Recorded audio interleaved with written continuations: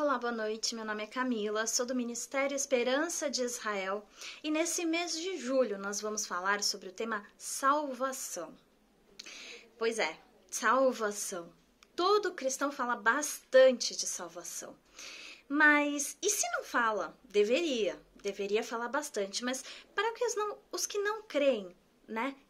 Na palavra pregada no Evangelho, ou ainda para os que não conhecem a palavra que está pregada no Evangelho, é uma coisa bem curiosa, essa coisa de salvação, né? Então nós vamos à pergunta que mais se faz. E se você ainda não fez essa pergunta, você provavelmente já ouviu alguém fazendo, ou ainda você já fez ela para alguém por que os cristãos falam tanto de salvação?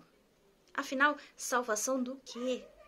E aí, para responder essa pergunta, primeiro de tudo, vamos voltar um pouquinho na origem da palavra. Nós temos o radical grego e o radical em latim da palavra salvação. No grego, o radical da salvação é sotéria, a raiz dela, né, na palavra sotéria. E essa palavra ela é uma transmissão de ideia, de cura, de redenção, de remédio, de resgate. No latim, o radical é a palavra salvare.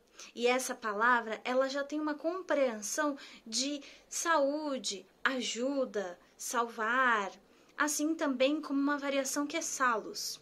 E o dicionário de língua portuguesa, ele ainda complementa para nós, o nosso idioma hoje, né? Que salvação é um substantivo feminino, ela é uma ação ou um efeito de salvar, de livrar do mal, de livrar do perigo, de livrar da morte, né? Alguém que salva, que livra do perigo de uma situação ali desagradável.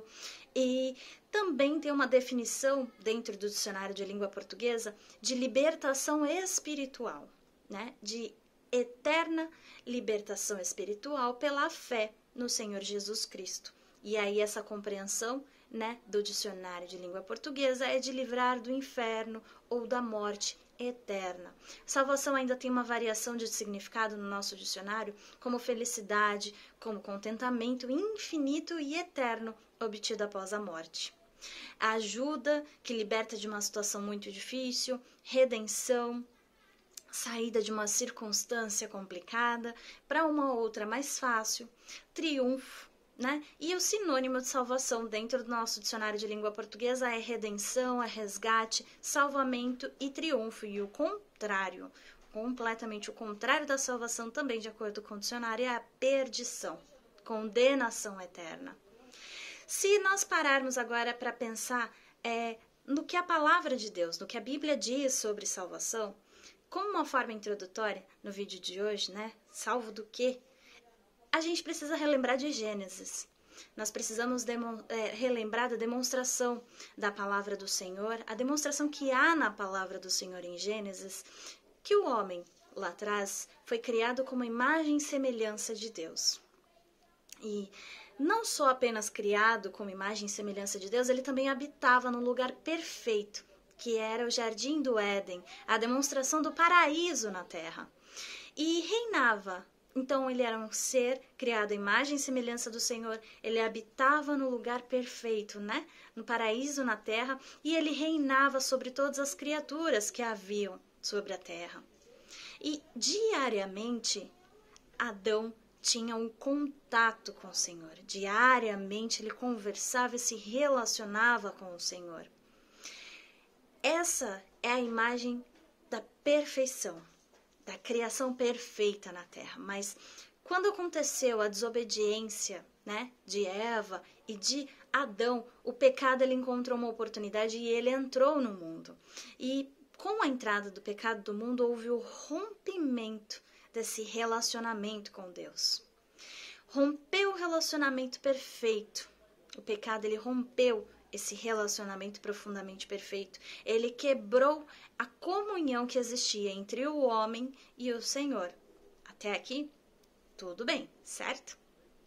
Beleza.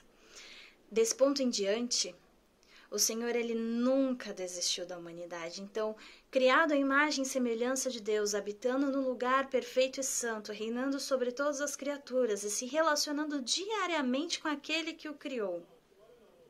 Com a desobediência e com o pecado, isso tudo se rompeu, esse relacionamento se rompeu essa perfeição foi rompida, essa aliança foi quebrada.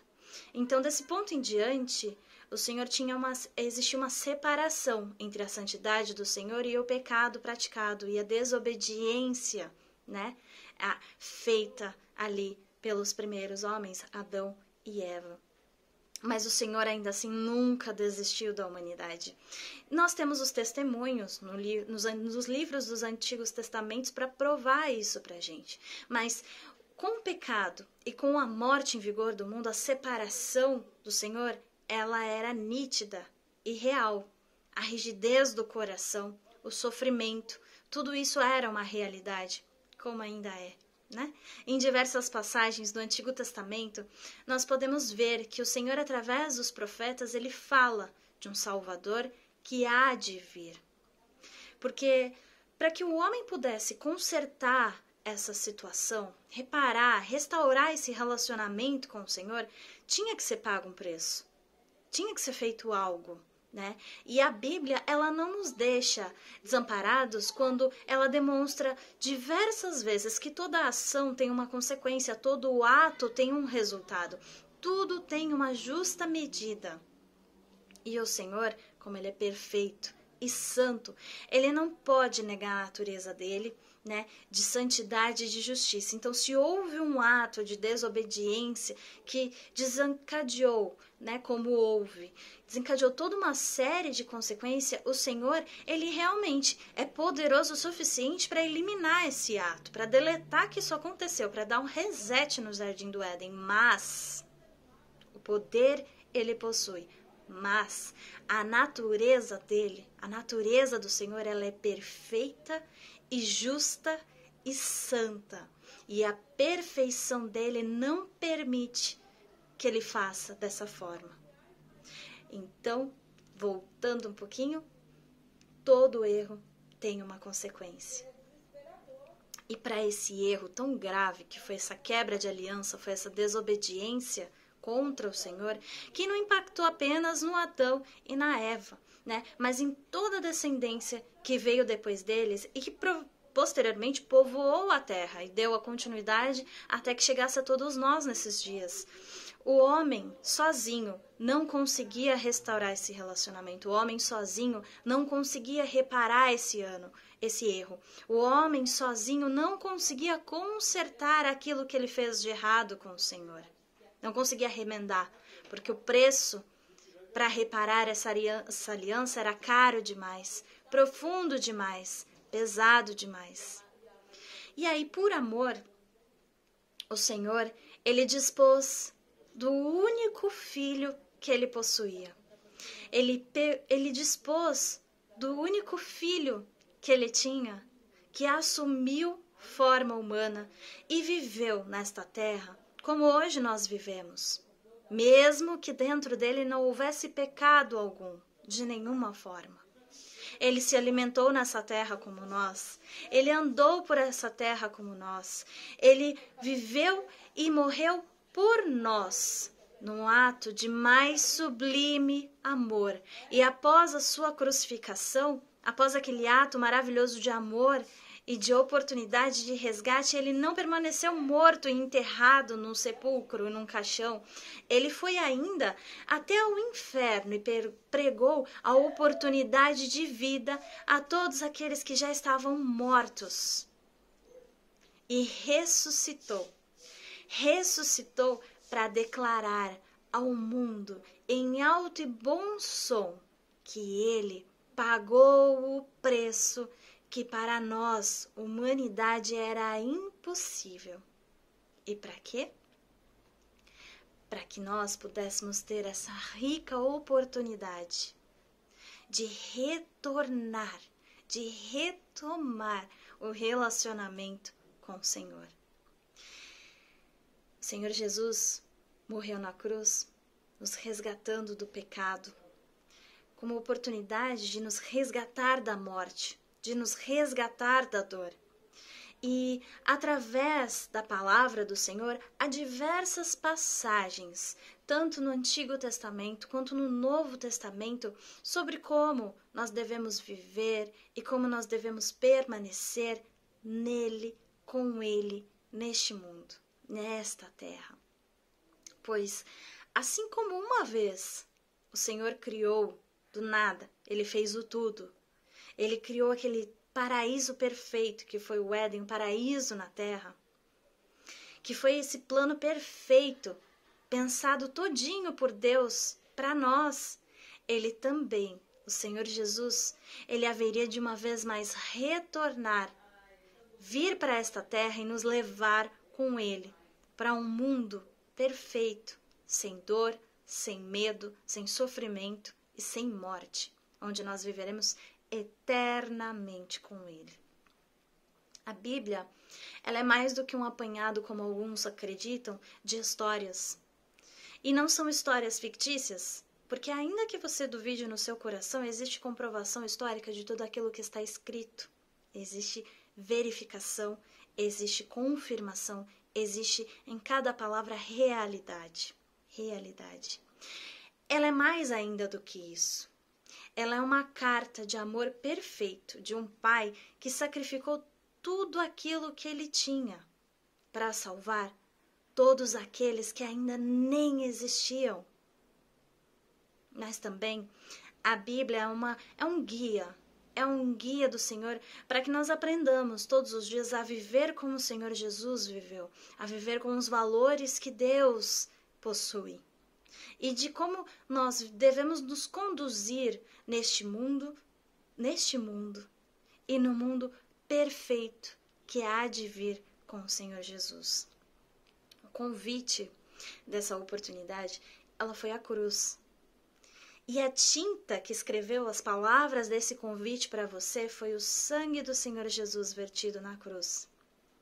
E esse convite está disponível. Neste momento, aqui, está disponível para que você possa aceitar e retornar ao relacionamento com o Senhor. No Éden, nós vimos que por um ato de desobediência, por um ato de prazer, de rebeldia, imediato, era só um gesto, era só um ato, era só uma fruta. Existia a instrução, mas foi uma quebra. Rápido, imediato, mas que custou e custa muito caro. E isso nós vemos até hoje, né? Quantas vezes nós tomamos uma decisão ou fazemos algo que no momento ele é prazeroso, mas é rápido e fácil de fazer, mas quando vem a consequência daquilo que nós fizemos, essa consequência dura e perdura e perdura. E depois a gente tem que viver com essa consequência e a gente muitas vezes repensa que, nossa, nem deveria ter feito, nem deveria ter aproveitado, se eu soubesse que ia custar tão caro. Nós vimos desde Éden, né? O Senhor, ele não vem oferecer para você um botão de reset. Ele não vem oferecer uma saída fácil. Ele não vem oferecer um jeitinho, mas ele oferece uma oportunidade. Oportunidade de voltar para ele. Oportunidade de ser um com ele e nunca mais caminhar sozinho. E da mesma forma que eu recebi essa oportunidade maravilhosa, eu falo para você dessa oportunidade nessa noite. Ainda tem tempo, ainda há tempo. Creia que o Senhor Jesus, ele morreu por ti também. Creia e aceite a oportunidade. Eu aceitei a minha. Eu espero que essa palavra para você nessa noite ela tenha sido uma bênção. Nesse mês nós falaremos ainda mais sobre salvação, como ela, o que significa, o que a Bíblia fala sobre ela, como consegui-la, como buscá-la. E eu te convido, né, a retornar na próxima semana, na próxima quinta-feira, falando um pouco mais sobre esse assunto, se assim o Senhor permitir. Deus abençoe a sua vida.